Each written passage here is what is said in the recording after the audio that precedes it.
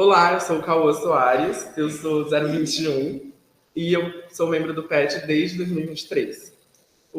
A minha apresentação é a hierarquia entre o feminino e o masculino em relação à natureza, uma análise de processo social. Eu inicio a apresentação com essa questão. Seria a percepção simbólica que temos da natureza uma das raízes que levaram à tendência de dominação masculina?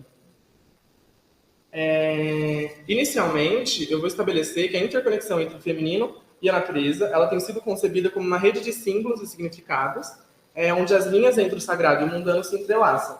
E de que modo essa concepção influencia a relação humana com o meio ambiente?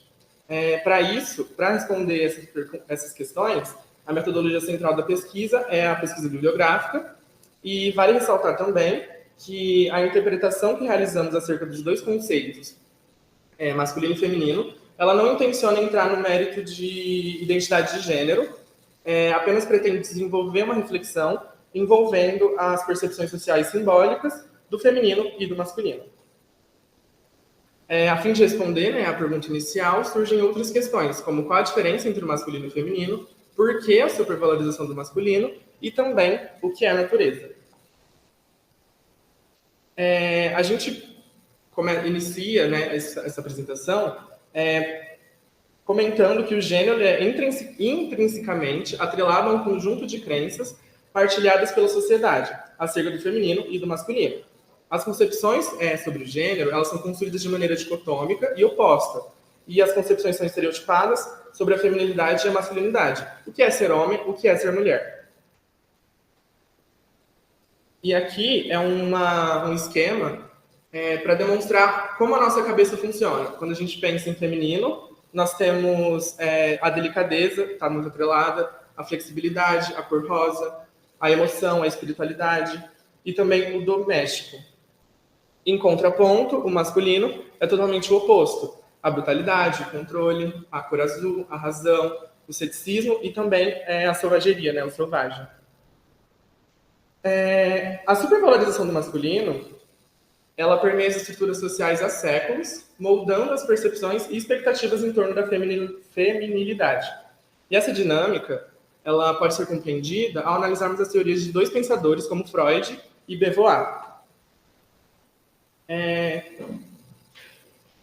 O Freud, em sua teoria psicanalítica, ele postula que a mulher é profundamente influenciada pelo complexo de Édipo negativo.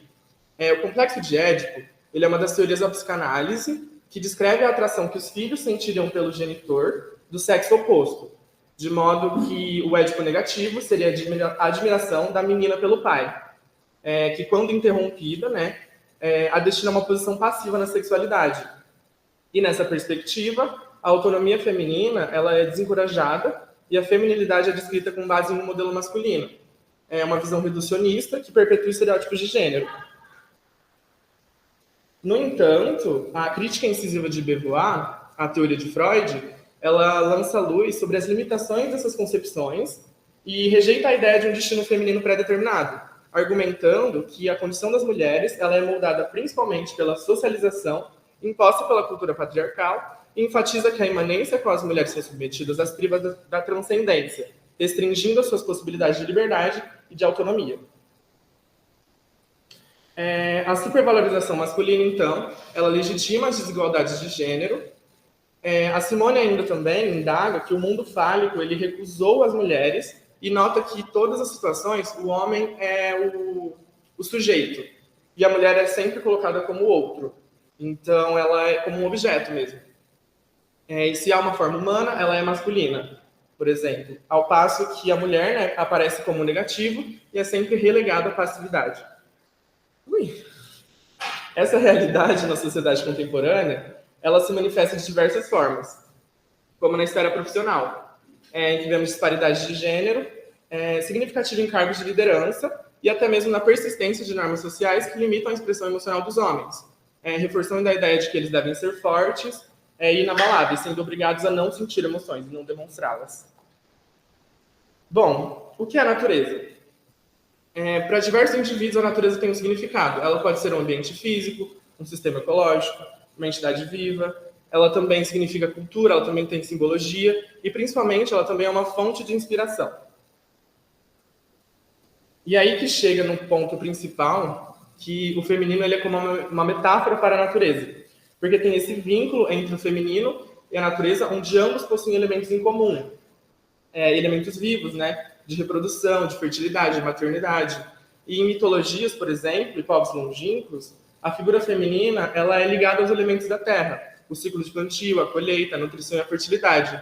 Por exemplo, a deusa Deméter, ela é a deusa da colheita, do plantio, da agricultura, enfim.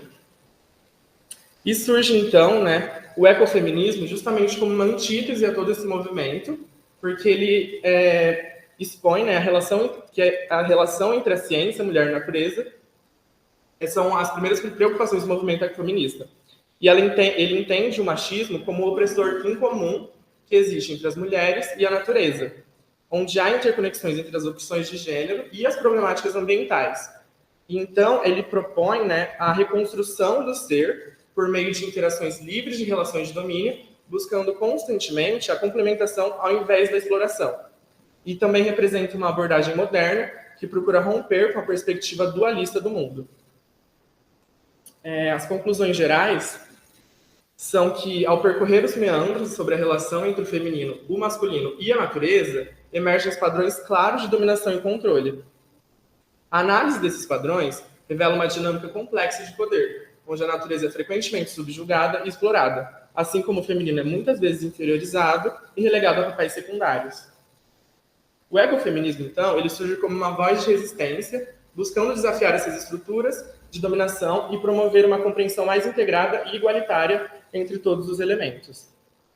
Mesmo diante dessa resistência, é evidente que as relações de poder entre o feminino, o masculino e a natureza continuam a mudar nossa sociedade e influenciar nossas percepções e comportamentos. E por isso, né, a conclusão, então, final, termina com um distanciamento do masculino com a natureza. Cria-se, então, um distanciamento do masculino com a natureza e, consequentemente, um sentimento de não pertencimento e indiferença.